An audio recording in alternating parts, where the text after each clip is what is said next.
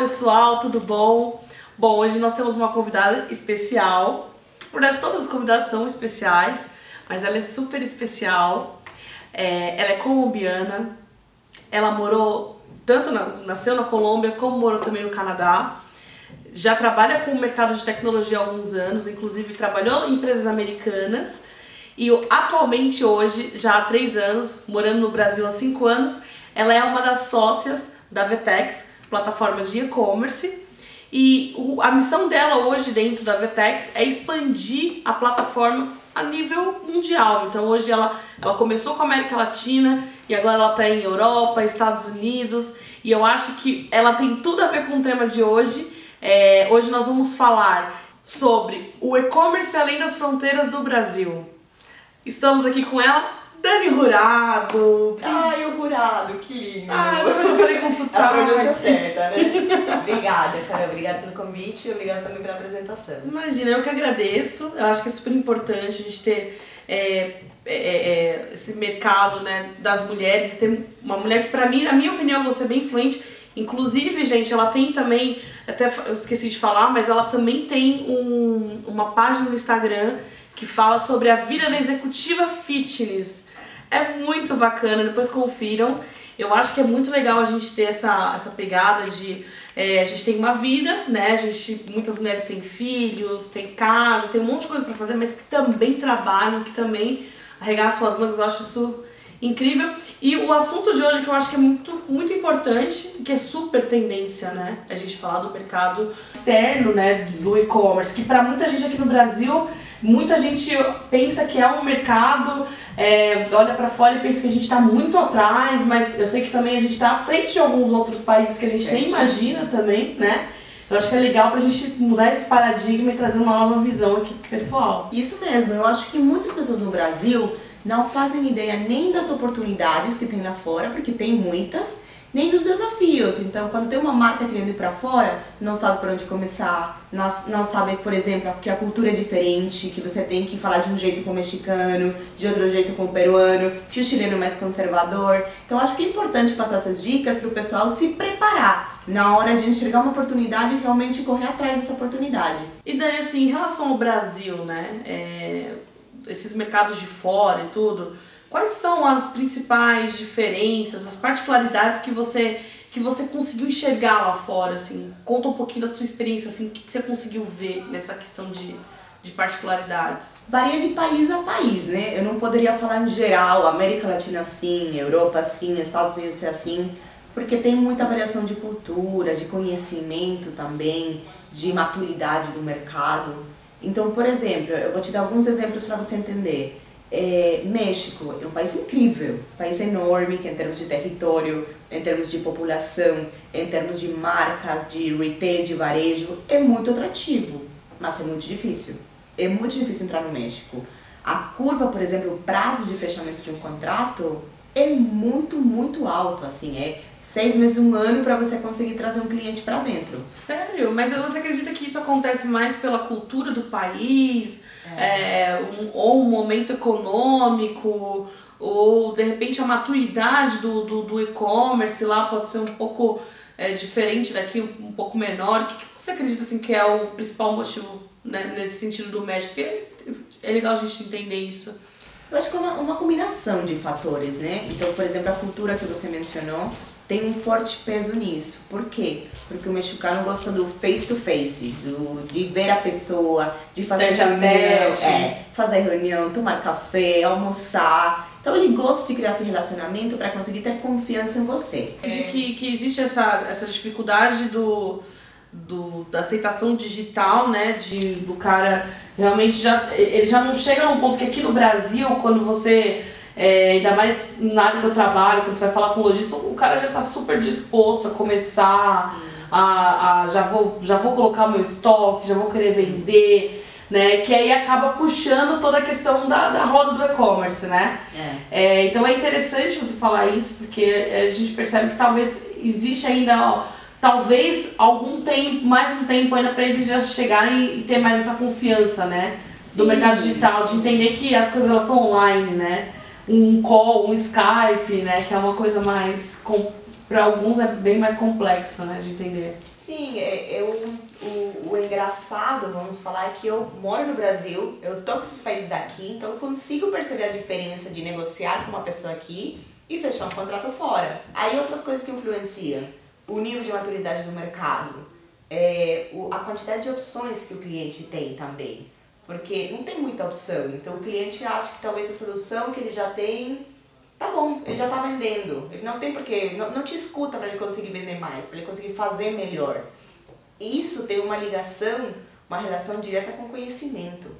É muito difícil você achar pessoas no México que tenham conhecimento de e-commerce. Nem com headhunter, nem com empresa de recrutamento. É muito difícil. E as pessoas são muito valorizadas por isso. Cada vez que eu vou pro México eu tenho uma proposta de trabalho. É garantido, porque... Caraca! Porque é difícil. Aí, galera que tá desempregada. Vamos pro México. Vamos pro México, olha. Não, mas realmente não tem o conhecimento que talvez a gente encontra aqui no Brasil. A quantidade de opções que a gente encontra, o número de agências oferecendo e-commerce, o número de agências trabalhando no digital. Então acho que, como eu te falei, uma combinação disso, cultura, a questão do conhecimento, a questão de não ter recurso humano também para tocar esse tipo de projeto e a questão de ficar na zona de conforto. Eu já estou vendendo, por que eu escutaria você? Sim. Eu acho que... Às vezes o cara não tem aquela... Ele não chegou ainda num patamar de olhar que ele pode vender mais, que ele pode chegar mais longe, né? Ele ainda, talvez ele ache que onde ele tá bom, né?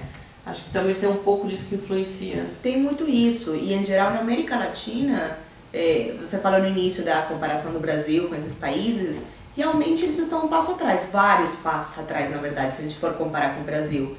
A gente às vezes fala de 5 anos atrás, 3 anos atrás, 2 anos atrás, dependendo do país.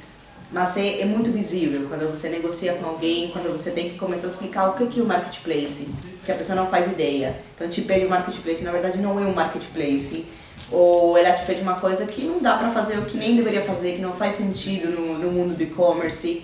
Então você tem que pegar pela mão, assim, você tem que realmente capacitar, você tem que fazer de consultor, você tem que ensinar. E aí na hora que o cliente está pronto, aí você vende. Mas antes disso não dá pra vender, não faz sentido nem pra gente vender. Sim. Porque um cliente que não sabe de e-commerce é um cliente que vai fechar, que não vai prosperar e não vai conseguir vender o que realmente ele precisa vender para conseguir, por exemplo, atingir um ponto de equilíbrio. Então, é bem diferente o processo também por isso, porque tem uma curva de aprendizado que a gente, como fornecedor, está impulsionando também. E é um desafio, né? Eu acho que fica um desafio para as empresas daqui do Brasil, principalmente. Eu acho que é uma oportunidade, até se você parar para pensar, porque a gente tem informação. Sim. E é o que eles precisam, né? Então a gente tem o remédio para a dor deles. E realmente o Brasil é muito valorizado por isso. Eles enxergam o Brasil como o líder da região, que na verdade não é mentira. E aí eles enxergam o Brasil como um país que está vários passinhos à frente. Então eles olham pra gente com olhos positivos, assim. Por que não seguir, por que não escutar? Ou uma solução que vem do Brasil, já tem mais anos de experiência, eles já estão fazendo omnichannel, a gente ainda não está pensando nisso. Então é um bom referente. Muito legal. Mas ao mesmo tempo tem o risco. Então eu não estou falando, galera, vamos pro México vender... Porque é um risco, como eu falei, é tempo, então você tem que estar disposto a investir um tempo bom para você conseguir trazer um primeiro case para dentro. É investimento também de dinheiro, você precisa abrir uma empresa lá, ter uma pessoa lá, o mexicano funciona muito com o mexicano, então melhor se for uma pessoa mexicana, também se for um nativo.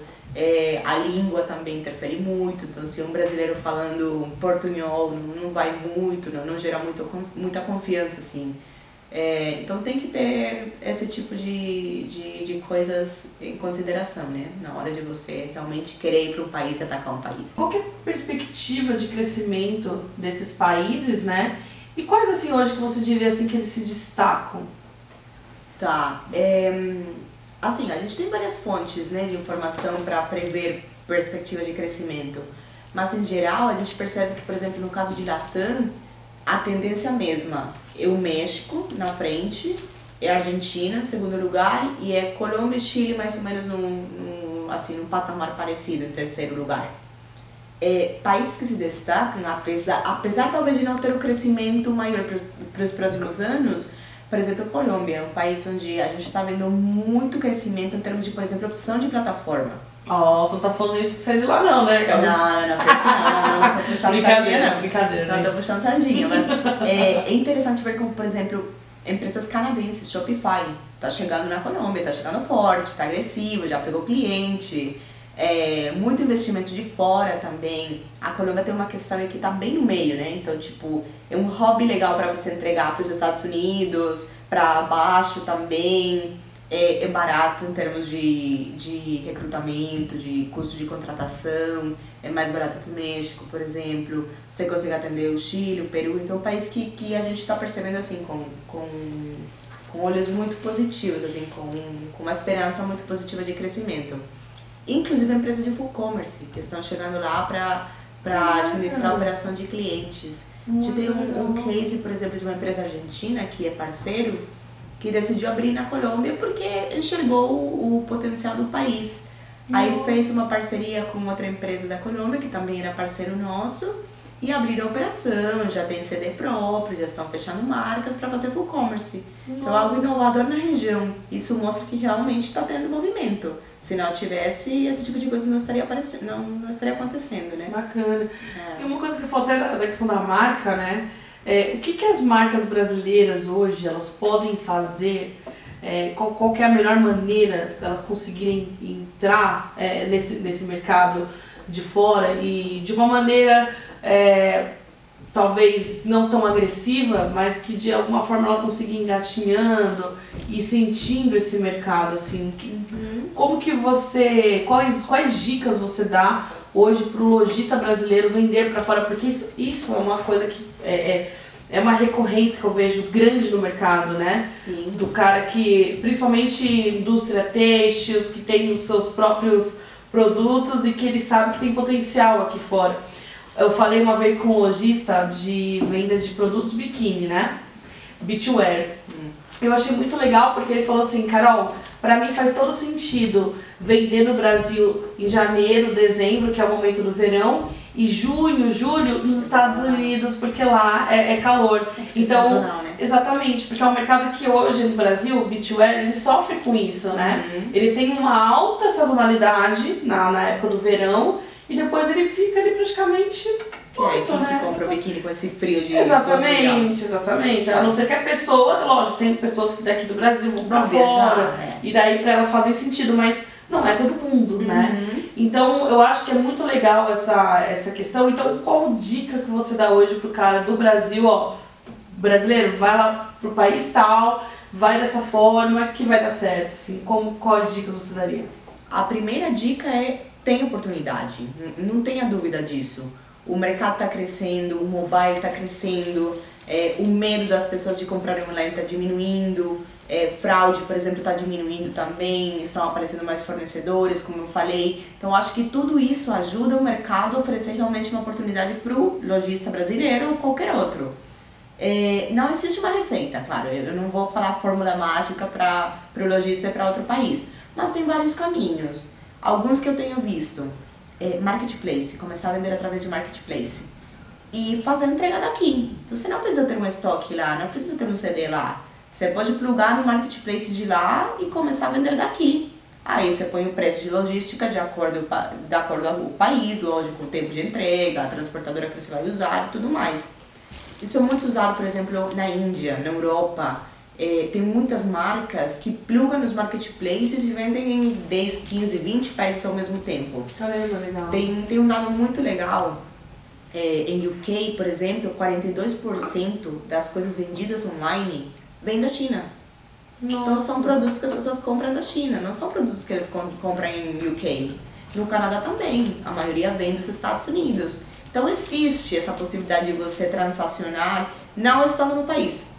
Então, o marketplace é uma boa. Você pensa no Myntra, na Ásia, você pensa na Polônia, país que a gente não imagina, tem um marketplace muito forte também. E a Latam tem Mercado Livre, tem Linio, tem Dafit, tem empresas que estão também no modelo de marketplace, sem ser empresas tão grandes também, então talvez tenha uma comissão mais baixa, também pode ser atrativo para o cliente.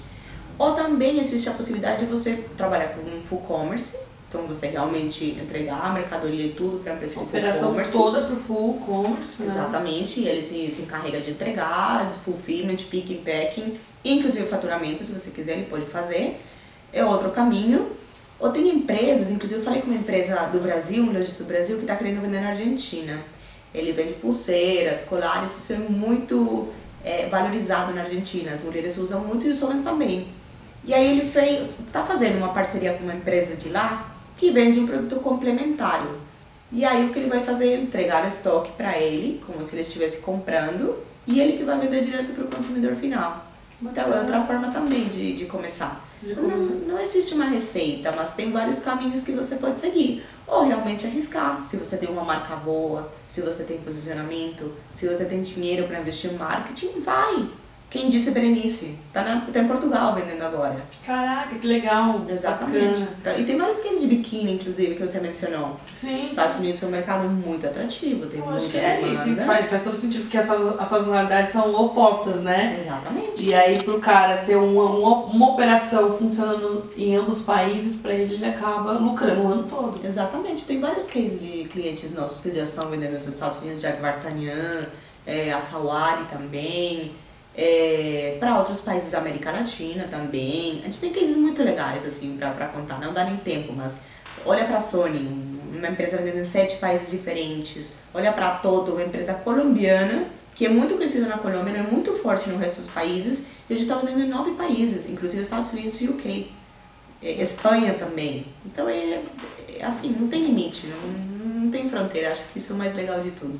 Legal. Sobre tendências, então, o que você diria assim, qual que é a tendência agora do mercado, principalmente que a gente fala da venda internacional, que é uma coisa que o pessoal fala bastante, quais são as tendências do seu ponto de vista, pela tua experiência? Eu diria que a principal é a questão do marketplace. Primeiro, das empresas enxergarem que tem tráfego para virar um marketplace. Então, do mesmo jeito que uma Shop Fácil, que o Bradesco fez aqui com a Shop Fácil, a gente tem um caso na Argentina, de um banco que também aproveitou todo o tráfego para criar um marketplace, onde tem mais de 25 sellers plugados. Acho que essa é uma tendência muito legal, que a gente está vendo bastante. A segunda é a venda através de marketplace. Mas aí tem um player muito importante, que são esses hubs que eu falei, que são empresas que te oferecem a integração já com os principais meios marketplaces. Então, uma empresa que já pluga seus produtos no Myntra lá na Ásia, mas também pluga no Mercado Livre na Colômbia e também pluga na Cenova no Brasil. Então, eles já fazem todo esse papel de integração. Eles também estão, acho que, tendo um protagonismo assim, muito grande no mercado. Outra coisa é a questão dos sellers venderem produtos entre eles. Então, de compartilhar catálogo entre diferentes lojistas. Eu acho que não existe mais a visão de concorrente, assim, do jeito que a gente tinha antes. Por exemplo, a loja que vende livros que quer vender na loja de criança. Por quê? Porque ele quer que o lojista crie um combo de livro infantil mais a roupinha para a criança. Então, esse tipo de coisa está surgindo muito. O interesse das pessoas se conectarem, de aumentar o portfólio de produto também, a oferta para o cliente final. E lógico, conseguir uma comissão pelos pedidos que você gera através da sua loja para outro lojista e tudo mais. Então acho que isso também é bem legal. O Omnichannel já está acontecendo, então a gente tem casos de totem nas lojas físicas, Jumbo, um exemplo, na Colômbia. Caraca, que legal. A Colômbia, ela tá bem, né? Ela tá bem alinhada, né? Tá bem. Já tá falando, porque o Omnichannel até aqui no Brasil é uma coisa que ainda, né, tá indo. Exatamente, tá aí. Já tem lojas implantadas com o sistema de, né, com o modelo de Omnichannel, mas você ainda vê que para muita gente ainda é algo uau, Omnichannel, né? O Pickup Store também, o Click and Collect. Pickup Store também, é verdade. Tá virando assim, tá viralizando, sabe? E lá aí, também, lá fora também. Lá também, o Norte na Argentina, por exemplo. A maioria dos pedidos, por exemplo, são entregues através de Pickup Store. Os principais estacionamentos já são para isso, então as principais, assim, partes do estacionamento são para Pickup Store, para o cliente ir lá e retirar seu produto. Então tá tendo tanto protagonismo que hoje realmente dedicam espaço, qualidade para o cliente conseguir fazer esse retiro de uma forma legal, assim, com uma experiência de usuário também legal, inclusive na entrega. Frávega na Argentina é outro exemplo também. Acho que essas seriam as principais, assim, de tendências. Que talvez para o Brasil algumas já tem, mas para lá está sendo uma coisa mais inovadora, assim. Bacana, bacana, muito bom, muito bom. Eu acho que foi um ótimo bate-papo. Bom, gente, como vocês viram, a importância de vocês olharem para fora também, tem oportunidade, tem mercado, dá para vocês venderem lá de uma forma mais conservadora, sem precisar, né, ser aquela coisa toda. E eu acho que é isso, né, a gente tem que se ajudar, tem que se atualizar, né, e cada vez mais fazendo a coisa acontecer. Dani, obrigada, muito obrigada pela sua participação. E no que eu puder ajudar, gente, meu e-mail tá com a Carol, daniela.jurado@vtex.com.br. Meu Instagram, pode me seguir, tô precisando de seguidores, Executiva e Fitness. E é isso, gente, muito obrigada pelo convite. Imagina, obrigada. Gente, se vocês gostaram, curta esse vídeo, compartilhem com seus amigos e também comentem, mandem dúvidas, tem o e-mail da Dani, podem mandar dúvidas pra gente também. E é isso. Obrigada, beijo!